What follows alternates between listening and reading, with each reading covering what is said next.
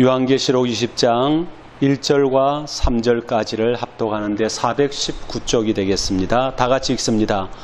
또 내가 보매 천사가 무저갱의 열쇠와 큰 쇠사슬을 그의 손에 가지고 하늘로부터 내려와서 용을 잡으니 곧 옛뱀이요 마귀요 사탄이라 잡아서 1000년 동안 결박하여 무저갱에 던져 넣어 잠그고 그 위에 임봉하여 1000년이 차도록 다시는 만국을 미혹하지 못하게 하였는데 그 후에는 반드시 잠깐 노일이라. 아멘. 오늘은 이제 20장입니다. 이제 계시록의 종반으로 치닫고 있습니다. 오늘 말씀의 제목이 천년 왕국과 사탄의 결말입니다. 여러분, 이 계시록에 보면은 악이라고 하는 실체가 등장하는 순서가 각각 다르고 또 멸망하는 순서도 다릅니다. 제일 먼저 악이 등장하는 순서는 뭡니까? 12장에서 보면은 용이 나타납니다. 여러분, 용은 뭐라고 했습니까? 네, 사탄. 기억하세요. 용이 나타나고 그 다음에 13장에 가면은 두 짐승이 나타나는데 하나는 바다에서 올라온 짐승, 또 하나는 땅에서 올라온 짐승이에요. 그러면은 바다에서 올라온 짐승은 머리가 7개고 뿔이 10개입니다. 누구를 패러디했다고 했죠? 예수 그리스도. 그러니까 적 그리스도입니다. 바다에서 올라온 짐승이. 땅에서 올라온 짐승은 어린 양의 모습을 하고 있는데 머리에 2뿔이 있습니다. 이것은 거짓 선지자를 이야기하는 것이죠. 자, 그리고 나서 그 다음에 보면은 음녀가 나타나고 바벨론이 나타납니다. 자, 제일 먼저 용이 등장하죠. 그 다음에 바다에서 올라온 짐승과 땅에서 올라온 짐승이 등장하죠. 그 다음에 또 누가 등장합니까? 음녀와 바벨론이 등장합니다. 그런데 이것들이 멸망하는 순서는 다릅니다. 멸망하는 순서는 거꾸로 음녀와 바벨론이 먼저 멸망합니다. 그 다음에 두 짐승이 멸망합니다. 그리고 마지막 20장에 가면은 용이 멸망합니다. 등장하는 순서와 멸망하는 순서가 반대죠. 대칭. 여러분, 거울 보듯이 거울을 이렇게 세워놓고 물건을 딱 갖다 대면은 반대로 보이잖아요. 그렇죠? 그런 어떤 현상으로 보시면 돼요. 자, 그래서 이제 이렇게 악의 무리가 막 멸망을 하는데 용은 사탄을 말하기도 하지만 악의 우두머리입니다. 다시 말하면은 죄의 근원지입니다. 모든 죄의 출발점이 어디냐? 바로 용, 사탄이라는 것을 알 수가 있습니다. 그러면 우리가 왜 용의 결말에 주목해야 되느냐? 용이 어떻게 끝나느냐? 마지막이 어떻게 되느냐? 여기에 주목을 하게 되는데 이유가 뭘까요? 그 이유는 완전한 멸망이 누구를 통해서 나타나느냐? 용을 통해서 나타난다는 거예요. 창세기 3장 15절에 가면은 여자의 후손이 오는데 뱀이 그 발꿈치를 뭅니다. 그러면은 그 여자의 후손은 뱀의 뭘 깨트린다고요? 머리를 깨트린대요. 여러분, 여기에서 아주 중요한 차이가 납니다. 발꿈치는 물려도요, 치명상이 되지 않습니다.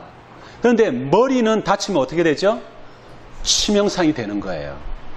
우리 예수 그리스도는 이 사탄에 의해 가지고 고난은 받아요. 우리를 죄에서 구원하기 위해서 십자가를 져요. 그리고 죽습니다. 그러나 3일 만에 부활하시잖아요. 그런데 사탄은요, 한번 유황불 타는 그 지옥으로 던져지면요, 다시는 이제 사탄이 활동할 수가 없게 되는 거예요. 완전한 멸망이 어디에서 오느냐? 바로 용이라는 거죠. 몇 년 전에 9.11 테러가 일어났었죠. 미국의 쌍둥이 빌딩이 비행기에 의해 가지고 얼마나 그 참 가슴 아픈 일이었습니까? 그래서 미국 정부가 그 알카이다의 머리였던 그 누구죠? 오사마 빈 라덴, 이 사람을 잡으려고 막 진짜 뭐 그 몇 년 동안을 헤맸잖아요. 그렇죠? 근데 잘 못 잡았어요. 그런데 여러분 보세요.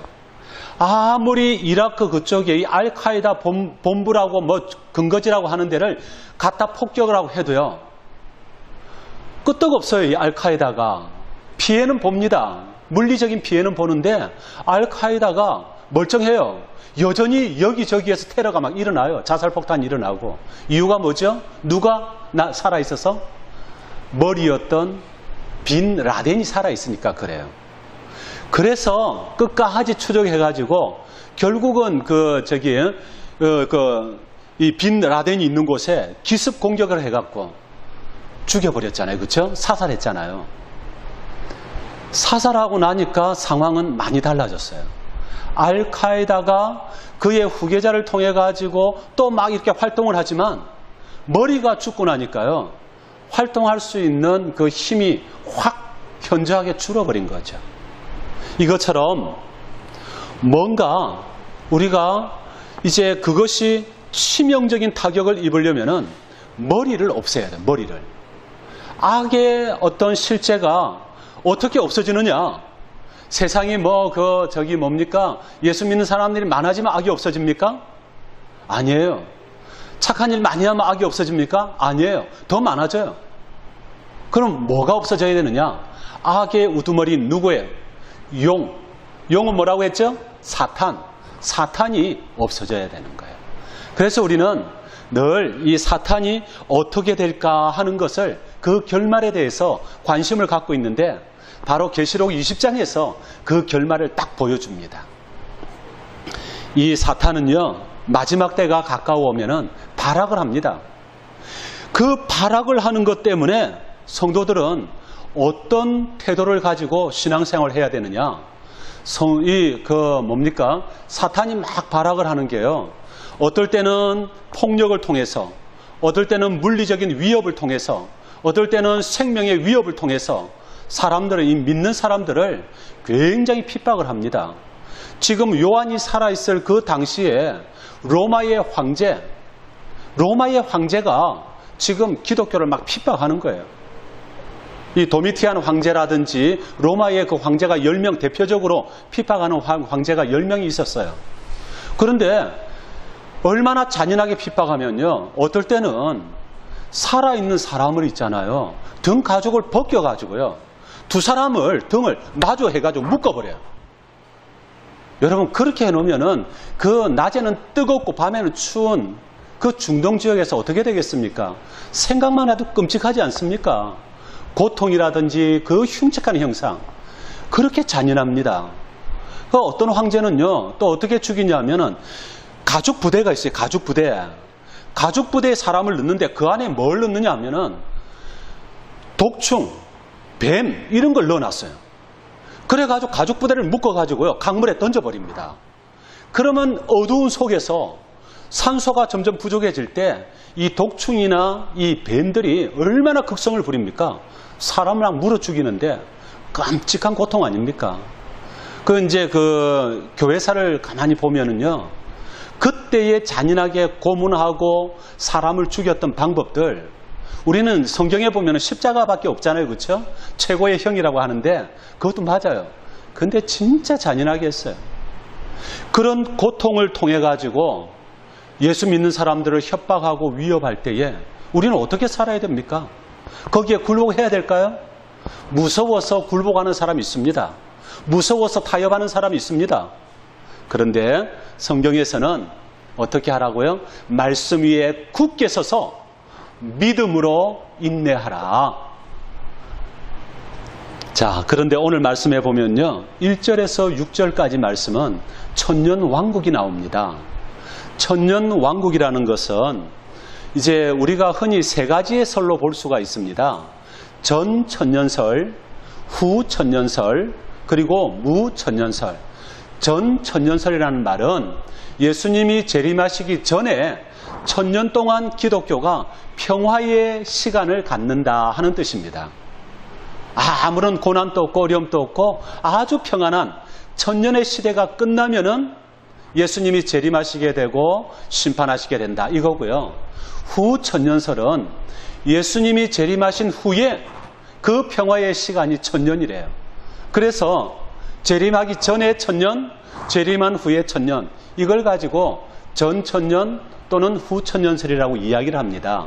그런데 지금 이제 대부분의 이제 보수적인 교단에서는 무천년설을 주장합니다. 무천년설이라는 말은 예수님이 예루살렘에 아기 예수로 오셨습니다. 초림입니다. 그게. 그 초림 때부터 재림 때까지의 상징적인 기간을 가리켜서 무천년설이라고 이야기해요. 그 무천년설 가운데에는 평화의 때도 있었지만 핍박의 때도 있었고 이것이 막 반복이 됩니다. 그래서 대부분의 이제 그 천년이라 이러면은 상징적으로 긴 어떤 시간을 이야기합니다. 그래서 우리 보수적인 신앙인들은 무천년설을 주장하는 목사님과 또 신학자들이 많이 있죠. 특별히 이제 그 고신이라든지 합동이라든지 이런 쪽에서는 보면 무천년설 쪽으로 나가요. 어느 것이 되었든 중요한 것은 우리가 어떤 때를 만나든지 항상 깨어서 준비하고 있어야 한다. 이것을 마태복음 2장 25장에서는 열처녀의 비유에서 보여주고 있지 않습니까? 언제 주님이 재림하실지 알 수는 없지만 우리가 항상 깨어있는 신앙, 준비된 신앙으로 살아가면 우리 주님 재림하신다고 해서 두려워하거나 염려할 거 있겠습니까? 준비되어 있으면 겁나는 거 없어요. 믿음도 준비가 되어 있으면요, 핍박이 겁나지 않습니다. 믿음으로 딱 준비되어 있으면요, 우리의 생명을 위협하더라도 우리는 결코 예수님을 부인하지 않습니다. 그게 바로 신앙의 신비라고 하는 것이죠. 2절과 3절에 보면은요, 이 무저갱이에서 이제 무저갱이의 열쇠와 큰 쇠사슬을 가지고 내려오는 1절에 보면 내려오는 존재가 있는데 그게 누구예요? 천사예요, 천사. 이 쇠사슬과 열쇠는 누구를 결박하려고 갖고 내려올까요? 사탄을 결박하려고. 자, 여러분 한번 보세요. 우리 예수님이 가지고 내려오시는 게 아니고 천사가 갖고 내려와요, 천사가. 하나님의 명령을 받은 천사 하나만 갖고도 누구를 대적할 수 있다는 말이죠?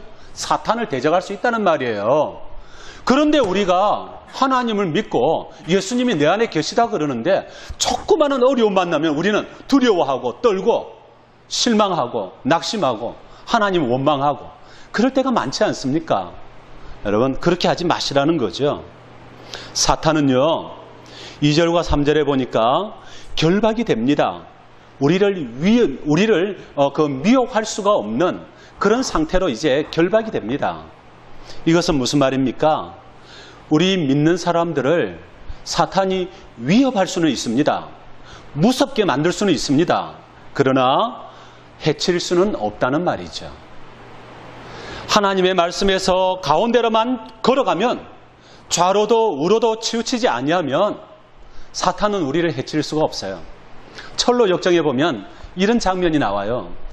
이 기독도가 천성을 향해 딱 가는데 어느 길에 딱 가다 보니까 양쪽에 사자가 있는 거예요. 사자가. 와, 사자가 막 거리고 있어요.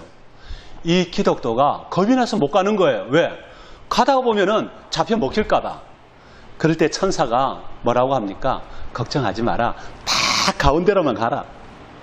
그래, 기독도가 가운데로만 가요. 가운데로만 딱 가는데 갑자기 옆에서 사자가 왕 달라드는 거예요. 여러분, 얼마나 무섭겠습니까? 그런데 기독도가 정신을 바짝 차리고만 눈을 딱 감고만 그냥 가운데 길만 보고 가는 거예요. 지나가는데 보니까 달라드는데 쇠사슬이 묶여 있어가지고요, 그 사람까지 오지를 못하는 거예요. 바로 옆까지는 오는데. 그냥 멀리서 보면은 그게 잘 안 보이거든요. 사탄의 실체가 그렇습니다. 우리가 약하고 힘없는 존재이지만 우리 속에는 누가 계세요? 예수님이 계시는 거예요. 그 예수님이 계시니까 사탄이 우리를 막 시험하고 넘어뜨리려고 막 이러는데도 우리는 정신만 차리면 예수님만 바르게 붙들고 나가면 걱정할 게 없다는 거예요. 그게 바로 신앙이죠. 그래서 천년 왕국이라는 게 우리에게 주어집니다. 예수님이 재림하신 후에 악의 실체가 다 사라지고 나서 그때부터는 우리는 영원히 주님과 함께 평화로운 삶을 살아가게 되는 거죠. 눈물이 없고 죽음이 없고 다툼이 없고 미움이 없고 아픈 것이 없는 그런 하나님의 나라 아니겠습니까? 우리가 그걸 바라보고 지금 또 힘들지만 믿음 생활하면서 나가는 거예요. 자, 5절 말씀을 보니까요. 보좌에서 음성이 나서 5절 말씀이죠. 예. 그 나머지 죽은 자들은 그 천년이 차기까지 살지 못하더라. 자, 보세요. 여기 4절에 가면은 이제 그 예수님 때문에 목배임을 당하고 죽은 사람들이 나와요. 그 반면에 이제 그 짐승의 표를 받은 사람들도 나중에는 이 죽임을 당하게 되는데, 이제 그런 부분을 가리켜 가지고 이제 이야기를 하고 있는데, 여기에서 가장 중요한 것은 뭡니까? 4절에 보니까 또 내가 보좌들을 보니 거기에 앉은 자들이 있어 심판하는 권세를 받았더라. 이 심판하는 권세를 받은 사람들은 죽기까지 충성했던 믿음의 성도들입니다. 또 내가 보니 예수를 증언함과 하나님의 말씀 때문에 목배임을 당한 자들의 영혼들과 그 짐승과 그의 우상들에게 경배하지 아니하고 그들의 이마와 손에 그의 표를 받지 아니한 자들이 살아서 그리스도와 더불어 1000년 동안 왕노릇하니라. 1000년 동안 왕노릇하는데, 그렇지 못한 자들은 어떻게 된다고요? 1000년이 차기까지 살지 못하더라. 1000년 왕국에 참여하지 못하는 거예요. 짐승의 표를 받고 그리고 우상을 경배하던 그런 사람들. 그러니까 우리가 어떻게 살아야 됩니까? 깨어있고 맡은 일에 충성하는 그런 신앙인의 모습을 가지고 살아가야만 우리가 1000년 동안 주님과 더불어서 왕노릇하는 그런 자리에 이를 수가 있다는 말이죠. 자, 7절에서 10절까지 말씀은 이제 사탄이 망하는 겁니다. 망하는 내용이 납니다. 자, 1000년이 참에, 7절에 1000년이 참에 사탄이 그에게 옥에서 놓여. 사탄이 잠깐 놓입니다. 잠깐 옥에서 나옵니다. 자, 여기에서 우리 한번 생각해 보십시다. 사탄은 영적인 존재입니까? 육체적인 존재입니까? 사탄은 영적인 존재죠. 육체가 없잖아요. 그런데 육체가 없는데 어떻게 옥에 가둔단 말입니까? 그건 무슨 말이죠? 상징적인 거예요. 상징적인 거. 하나님이 하시려면은 육체가 없어도 가둘 수는 있어요. 그런데 이 계시록에 나오는 말씀이 많은 부분이 상징적으로 우리에게 표현되어 있다 하는 것을 보여주는 거죠. 하나님께서 무저갱이에 사탄을 가두었다가 나중에 또 하나님의 명령에 따라서 또 이제 풀려나죠. 잠시. 풀려나면서 어떻게 하느냐? 사람들을 모읍니다. 사람들을 모아가지고 최후의 전쟁을 합니다. 이걸 가리켜서 아마겟돈 전쟁이라고 이야기하죠. 자, 보세요. 8절에 나와서 땅의 사방 백성 곧 곡과 마곡을 미혹하고 모아 싸움을 붙이리니 그 수가 바다의 모래 같으리라. 곡과 마곡. 이것은요, 곡이라고 나라, 거기에 이제 이 나라의 이제 그 왕의 이름을 말합니다. 그래서 이 에스겔서에 가면은 이제 요압 이것과 비슷한 내용이 나타나죠. 중요한 것은 이 사탄은요, 끝까지 하나님의 백성을 대적하는 존재로 나옵니다. 이전에 그 짐승도 그랬고 음녀와 바벨론도 그랬고 하나님을 대적하는 그런 어떤 존재, 회개하지 아니하고 끝까지 대적하는 것, 이게 바로 사탄의 실체죠. 그런데 사탄은 천사, 하나님이 보낸 그 천사에게도 결국은 패배할 수밖에 없는 별 볼 일 없는 존재예요. 우리가 볼 때는 굉장한 존재인 것 같지만 하나님이 보실 때에는 피조물의 하나란 말이죠. 그렇기 때문에 우리는 하나님의 은혜 가운데 살아가는 게 얼마나 감사한 일인지를 늘 깨달아야 돼요. 15절 말씀에 가면은요, 어떤 말씀이 나옵니까? 누구든지 생명책에 기록되지 못한 자는 불못에 던져진다고 했습니다. 이게 바로 짐승의 표를 받은 사람들, 우상을 숭배하는 자들, 이 땅을 살아가면서 하나님 말고 다른 것들을 더 좋아하는 그런 신앙생활을 했던 사람들, 그것은 신앙생활이라고 할 수가 없어요. 하나님보다 다른 것을 더 좋아한다? 우리가 살아가면서 필요에 따라서 때로는 직장 생활을 더 열심히 할 때가 있고요. 때로는 가정이나 자녀 교육에 열심히 할 때 있습니다. 그렇다고 해서 그것이 우상 숭배가 아니잖아요. 우상숭배라는 말은 하나님의 모든 것들보다 하나님 자체보다 더 좋아하고 거기에 더 심취해버리는 것, 빠져버리는 것, 그게 우상숭배죠. 그래서 우리는 하나님만을 섬길 수 있는 그런 믿음의 사람으로 살아가야 할 것을 보여주고 있죠. 요한 당시에, 요한이 지금 반모섬에서 이 계시록을 받는 당시에 그 당시 교회의 성도들은 무엇이 가장 필요했을까요? 고난과 핍박이 있고 때로는 순교를 당하는 그런 상황에서 그들에게 필요한 게 돈일까요? 명예일까요? 권세일까요? 이 세상의 건 아무것도 없습니다. 그럼 무엇입니까? 그들에게는 확신이 있어야 되고 또 하나님이 주시는 위로가 필요한 겁니다. 믿음의 확신과 그리고 위로, 이것이 그들에게 가장 필요했습니다. 오늘날 현대 성도들이 보아야 할 현실은 무엇입니까? 이 사탄과 적그리스도 그리고 거짓 선지자들이 우리를 많이 유혹합니다. 미혹하기도 합니다. 때로는 기적을 통하여서 믿는 사람들을 유혹합니다.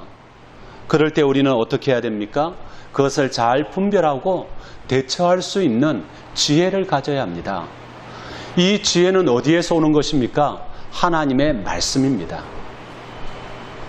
하나님의 말씀이 우리에게 지혜의 근본이 되는 거예요. 그래서 항상 말씀을 가까이 하고 또 말씀을 묵상하라고 그래요. 자, 중요한 것은요, 10절에 가보면은, 자, 보세요. 또 그들을 미혹하는 마귀가 불과 유황못에 던져지니 거기는 그 짐승과 거짓 선지자도 있어 세세토록 밤낮 괴로움을 받으리라. 자, 용이라고 하는 마귀가 어디로 던져집니까? 불과 유황못에 던져져요. 거기에 들어가니까 누가 있습니까? 자기보다 먼저 와 있던 하나님을 대적했던 짐승의 표를 받고 우상을 섬겼던 그런 존재들이 와 있고 또 두 짐승이 거기에 같이 고난을 받고 있어요. 그 속에서 사탄은 완전하게 패망을 한다는 것을 우리에게 보여주고 있습니다. 자, 11절에서 15절까지는 이제 하나님의 보좌, 흰 보좌라고 이야기하죠. 이 보좌와 그리고 그 보좌를 중심으로 해서 하나님의 백성들이 어떤 모습으로 하나님을 찬양하고 또 경배하는가 하는 것을 볼 수가 있습니다. 자, 그래서 구원의 기준은 무엇이냐? 구원의 기준은 바로 예수님을 믿으면 됩니다. 믿는 자 곧 그 이름을 영접하는 자 곧 그 이름을 믿는 자에게는 하나님의 자녀가 되는 권세를 주셨다고 했잖아요. 그래서 구원의 기준은 믿음입니다. 그런데 심판의 기준은 무엇일까요? 심판의 기준은 행위라는 것을 알 수가 있습니다. 12절에 보니까 또 내가 보니 죽은 자들이 큰 자나 작은 자나 그 보좌 앞에 서 있는데 책들이 펴있고 또 다른 책이 펴졌으니 곧 생명책이라. 죽은 자들이 자기 행위를 따라 책들에 기록된 대로 심판을 받으리라. 책이 두 가지가 있죠. 하나는 생명책, 그리고 하나는 이제 그 사람의 행위를 기록한 책이 있습니다.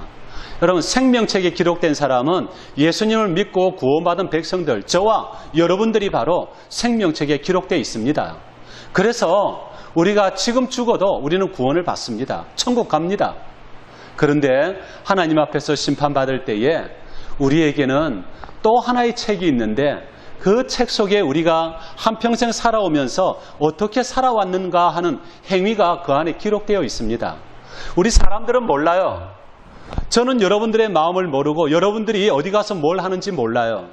그러나 우리 하나님은 우리의 마음을 다 아시기 때문에, 보시기 때문에 그 행위록에 기록되어 있는 내용을 따라서 심판하시는데 어떤 심판이냐? 상급을 주느냐 안 주느냐. 어떤 상급을 주느냐? 상급에 관한 심판이지 그 심판이 구원이 취소되고 이런 심판은 아니라는 거예요. 그래서 여러분이 확신해야 될 것은 내가 예수님을 믿고 구원받았어. 그러면은 여러분들은 천국에 들어갈 수 있다는 확신을 가져야 됩니다. 어떤 이제 그 권사님이 그래요. 아이고, 내가 이렇게 해가지고 내가 천국 가겠나? 그래요. 그래가지고 그 교회 목사님이 그 이야기를 듣고 권사님을 야단을 쳤대요. 권사님 입에서 그런 말이 나오면 되겠습니까? 권사님, 예수님을 믿는 사람은 구원받은 겁니다. 그 사람이 서로 죄를 짓더라도 그 사람은 구원받은 겁니다. 천국 가는 겁니다. 그 죄의 문제는 하나님 앞에서 심판받아가지고 이제 상급이 얼마나 있느냐 없느냐 그 차이지.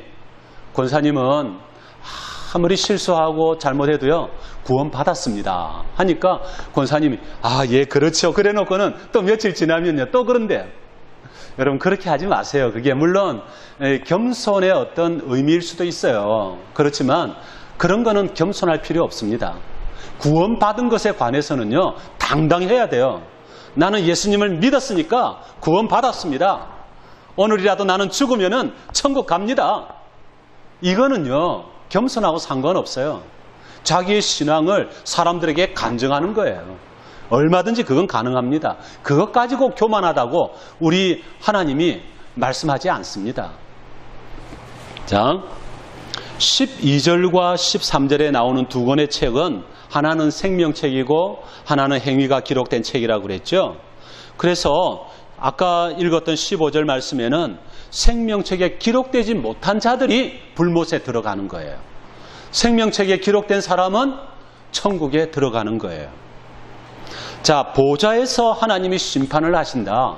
항상 우리는 이 보좌 중심으로 하나님의 심판이 진행되어 나갑니다. 그것은 무슨 말입니까? 하나님 중심의 신앙이 필요하다는 거예요. 하나님 중심. 그래서 보좌 심판이라는 말은 하나님의 권한을 말하는 거죠. 세상의 전 역사를 주관하시는 분이 누굽니까? 세상을 창조하시고 섭리하시고 다스려 나가는 하나님이라는 것을 여러분 믿으시기 바랍니다. 말씀을 정리하겠습니다. 모든 악이 제거되고 우리는 왕노릇하는 시대가 곧 올 겁니다. 이 땅에서 수고한 대로 상급과 보상이 있을 것입니다. 그런데 그 상급과 보상은 미래에 우리가 받을 수 있는 상급과 보상이기도 하지만 현재의 우리의 삶 속에서도 받아 누릴 수 있는 하나님의 은혜라는 것을 기억해야 합니다. 그래서 마가복음 10장 30절 말씀에 현세에 있어 집과 형제와 자매와 어머니와 자식과 전토를 100배나 받되 박해를 겸하여 받고 내세에 영생을 받지 못할 자가 없다고 했습니다. 이 미래의 복을 현실에서 내가 받아 누리는 비결은 무엇입니까? 하나님이 승리하셨다. 우리 믿는 자들은 승리한다는 그 승리의 확신과 믿음의 인내가 있으면 가능한 것입니다. 신앙을 측정해 볼 수 있는 리트머스가 있습니다. 날마다 주님과 동행하는가 물어보십시오. 하나님이 살아계신 것을 내가 믿는가 스스로에게 물어보십시오. 말씀의 은혜를 받는가 생각해 보십시오. 믿지 않는다면 삶 속에서 하나님을 만날 수 없고 하나님의 능력과 은혜를 체험할 수가 없습니다. 천년왕국은 먼 미래에 존재하는 나라가 아닙니다. 예수 그리스도를 내 안에 모시고 살아가는 지금 이 시간, 이 순간이 바로 우리는 천년왕국에서 왕노릇하는 시간이라는 것을 알아야 합니다. 현실에서 부딪히며 살아가는 신앙의 여정은 힘듭니다. 어려울 수 있습니다. 그러나 비록 힘들고 지칠 때가 있을지라도 승리가 보장되었다는 확신을 가지면 얼마나 큰 위로가 되겠습니까? 주님이 세상 끝까지 우리와 함께 하신다는 것을 믿는다면 얼마나 큰 위로가 되겠습니까? 오늘의 말씀을 기억하시고요.